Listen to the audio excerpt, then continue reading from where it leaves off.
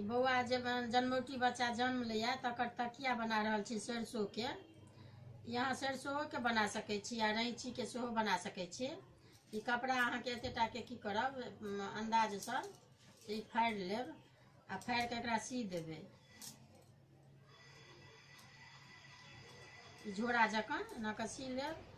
आ एहिमे ई बच्चा के कम से कम अहाँ साल भरि एहि पर तकिया पर अहाँ सुता सकै छी जे ओकरा माथ बच्चा के से दिक्कत नहीं हेतै।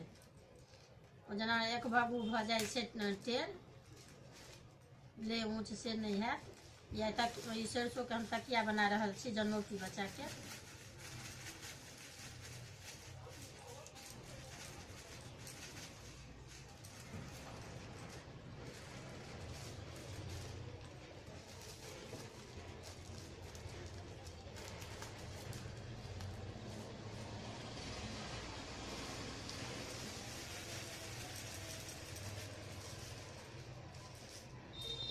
अब अहाँ के ई बुझियो जे 750 ग्राम के कम से कम ई तकिया में देवे ने तो बहुत बढ़िया।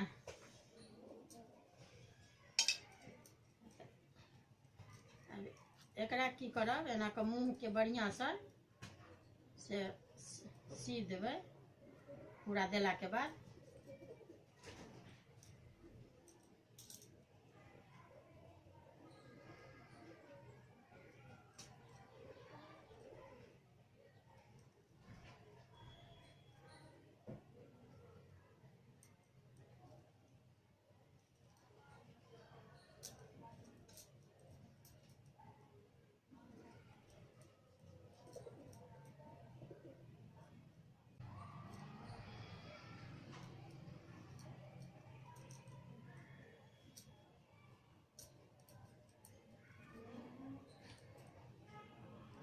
कते दिन तक सुतायल जाय छै बच्चा के?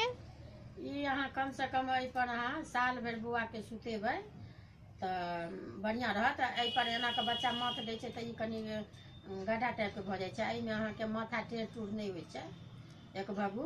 तो कम से कम साल भर सुतेबै बौआ के तो मतलब गोल मोल अपन माथा रहे छै भेल नीक लगे छै देखे में। तकिया बन के अहाँ के ई तैयार भ गेल।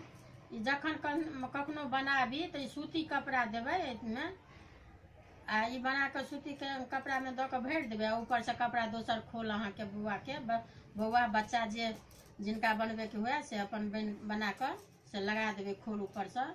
अब ई बन के तैयार अछि। अगर वीडियो नीक लागत तो लाइक करब। तो आई सब बच्चा सबके सिर पर अथी निशान नहीं पड़े छै, उनकर बढ़िया गोल माथ बनल रहे छै, ताहि दुआरे बनायल जाय छै।